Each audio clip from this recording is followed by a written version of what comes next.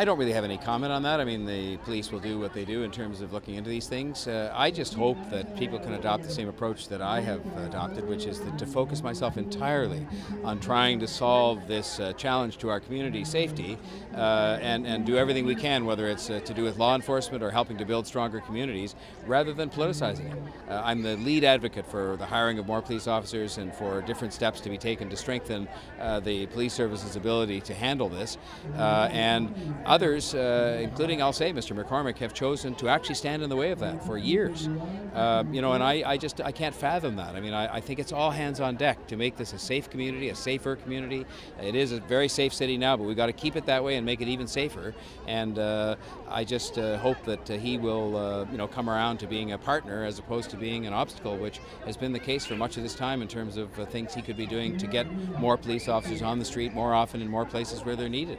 Do you know what I think Mr. McCormick and his agents that send these letters are doing? Is that they are doing a great disservice to their fellow police officers, because their fellow police officers are working so hard and they're doing it with my full support. I just think he's doing a disservice to his members and to himself, but I can't control what happens in that regard. I can only control what I do, which is to focus entirely on helping the victims, helping the communities that are affected badly by this, helping to reduce crime and keep the city safe.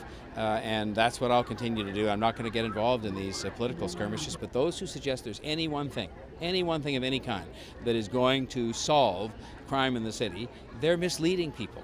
And they're getting people worked up and anxious and afraid and thinking that there is some magic solution when in fact there isn't. The approach has to be a balanced one, it has to be a consistent one, and that's what I've tried to do. At one and the same time, yes, to hire more police officers, yes, to see bail laws and gun laws strengthened, which I've been heartily advocating, as you know, but at the same time to understand we have to invest in communities and strengthen them and help them to deal with some of the challenges that are posed by criminals who do not have our well-being at heart, and that's exactly what I'm trying to do and will continue to do, and you have not noticed me. I have to push back a bit sometimes because I'm being treated as somehow the source of all this, which I think most people realize is ridiculous, but at the same time, you notice I'm not engaging in much of this. I just want to do my job, which is to help people make it even safer in the city, make sure we eliminate this challenge to our communities that people are posing, and keep doing that.